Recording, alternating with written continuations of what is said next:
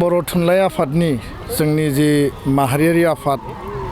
आरो बिनि 63थि जे बोसोरारि जथुम्मा बक'आव सानथामनि हाबाफारिमोन 19, 20, 21 आरो दिनै बियो खोब गाजा गोमजा मेहेरगोनाङै जोबनानै थांबाय। थारैनो राव थुनलाइ बर' बिजों आरो बर' हारि थांना थानायनि थाखाय बर' थुनलाइ आफादा 1952 मायथाइनि 10 नभेम्बराव गायसनजाखांनायनि उनाव दिनै 63थि जथुम्मा खुंनाय आरो बिनि बैसोआ 73 बोसोर जाबाय। प्लेटिनाम जुबिलि जागोन बोसोरनैनि उनाव 2022 मायथाइयाव बर' हारिनि बे मोनसे गोग्गाथाव मोनसे ग्ल'रियास मोनसे जार्नि आरो बेयाव गोबां घात प्रतिघात गोबां मोननाय आरो गोबां गोमानाय भाषा आन्दलननिफ्राय लानानै मेडियामनि थाखाय जिखिनि जोंनि जुजिनाय आरो जोंनि जि मबिलाइजेसन आरो जोंनि दावहा साधारन फोरोंगिरि थिसननांगौ फोरोंगिरि नांगौ आरो बिनि अनगायैबो बिजाब जोंनो नांगौ सम मथे स्कुल गायसननांगौ बेबायदि गुबै आरो माहारिनि फान्डामेन्टेल जिखिनि जोंनो प्रयोजन दङ गुन गोनां सोलोंथाइ लानायनि बेलायाव बा जोंनि साफ्रोमबो बर' फरायसा फरायसुलिया गावनि बिमानि रावजों सोलोंथाइ मोननांगौनि बेलायाव आसाम नाङै जोंनि जि मोनसे अधिकार बेखौ मोननांगौनि थाखाय थांनाय समाव सोमावसारबाय जुजिबाय दिनै मोनसे साक्सेसफुल बा मोनसे जाफुंसार महराव जों मोनफैबाय। किन्तु जेंना जेंसिया दाबो जोबाखै दिनैबो नांगौ बायदि थोजासे फोरोंगिरि गैया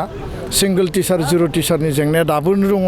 बेखौ लानानै सरकारखौ नारसिननाय सरकारजों सावरायनाय सरकारनिसिम जोंनि जि दाबि बे सोलिगासिनो गुण'त्सबआव थाखो 2आव इंराजि रावाव मेथ्स आरो साइन्सखौ खुंफुंनाय जेराव 6 दाननि आनजाद इउनिट टेस्ट गासैबो बर' बिजोंजोंनो जानानै दङ बे खेत्रआवबो जोङो जुजिनो गोनां जादों आरो बिनि अनगायैबो फिसा फिसा टेक्स्ट बुकआव बा जोंनि एलिमेन्टारि आरो सेकेन्डारि लेभेलनि टेक्स्ट बुकआव गोरोन्थि खालामनायखौ दिनैबो जोङो नोजोराव गोलैयो। दा बेखायनो मुलुगनि जिखिनि थुनलाइ बे लेभेलाव फेर फाथिनो थाखाय थुनलाइ सोरजिगिरिफ्रा दा जिखिनि थुनलाइ सोरजिदों बेनिख्रुइबो रासिन आरो बांसिन बिसोरो कठोर परिश्रम खालामनांगोन सृष्टि खालामनांगोन क्रिएसन खालामनांगोन। लोगोसेनो जोंनि जि राव 80 सिडुलाव 2003 मायथाइनि एकर्डनि गेजेरजों भारतनि रिकगनाइज स्वीकृति मोननाय राव हिसाबै थिसनजाखांनायनि उनाव 2020 मायथाइनि एकर्डनि गेजेरजों बर' रावा आसामनि लोगो सरकारि राव आसाम नाङै जि मोनसे रिकगनिसन बे मोनसे मर्यादा मोनबाय। किन्तु बे रावखौ दिनैबो बर' मानसियानो बर' टाइटेल लिरनायानो गोबां जायगायाव रायलायनो रोङा दाबो जोङो मोजाङै बुंनो हाया आख' फाख' सोरबा एसे लाजिनाय मोनो किन्तु दिनै बे थासारियाव गैलिया लाजिनांगौ थासारि गैलिया जोङो गावखौनो माने नेहाथना साननो गोनां गैया। बर' रावा दिनै बयजोंबो अनसायजानाय बयजोंबो सिनायजानाय बयजोंबो मिथिजानाय आरो बेखौ लानानै गोबां रिसार्च गोबां दिनै खम समनि गेजेराव बर' रावा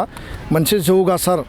राव बायदि दिनै मोनसे मासि मोननो हादों बेखौ बयबो सोलोंनांगौ बयबो सोलोंनायनि बेबस्था खालामनांगौ। दा बेखायनो बर' थुनलाइ आफादनि बे जुथुम्माया मोनसे साक्सेसफुल जुथुम्मा आरो बेयाव गिबि मन्थ्रि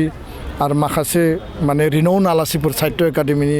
भाइस प्रेसिडेन्ट फैदों आरो बिनि गेजेरजों फैबाय थानाय समाव जोंनि राव आरो थुनलाइ जोंनि बर' बिजों आरो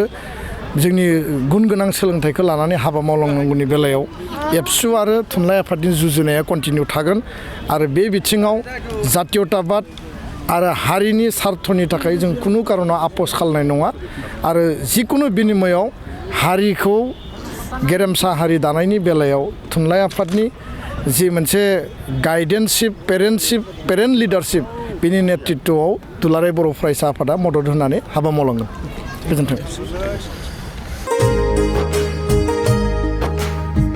मोनसे गोजोनथाव खौरां थुनलाइ मोजां मोनग्रा रायजो राजाफोरनि थाखाय मोनसे गोजोनथाव खौरां थांनाय बोसोरफोराव खुंफुंबोनाय बायदिनो बिटिआर सरकारनि दैदेननायाव बे 2024 मायथाइयावबो गोजोन आरो खौसेथिखौ सिगाङाव दोननानै थामथि क'क्राझार थुनलाइयारि फोरबो एबा क'क्राझार लिटारेरि फोरबो खुंफुंनो साखाफारा जादों। 2024 मायथाइनि जानुवारि दाननि 27, 28 आरो 29 जानुवारिसिम सानथामनि मेहेरगोनां हाबाफारिजों गोजोननि नोगोर क'क्राझारनि बड'फा कालचारेल कमप्लेक्सआव थामथि क'क्राझार थुनलाइयारि फोरबोखौ खुंफुंनो साखाफारा जादों। बे फोरबोनि गाहाय थांखियानो जादों बर' राव थुनलाइखौ बुहुमाव सिनायथि होनायजों लोगोसे बे फोरबोआव गुबुन गुबुन हादरनि गुबुन गुबुन हारिनि थुनलाइ लिरगिरिफोरनि रोंगौथिखौ फोरमायलायनाय। बेनिखायनो गासै रायजो राजाफोरखौ लोगोसे गोसो गुदुं थुनलाइ लिरगिरिफोरखौ बाहागो लाफैनो थाखाय बानजाय आफादा खावलायहरदों। सोरजिलु गोसोखौ रंजाहोनो हारिनि राव थुनलाइ जौगाहोनो सोरजिलु गोसोखौ रंजाहोनो गायसननो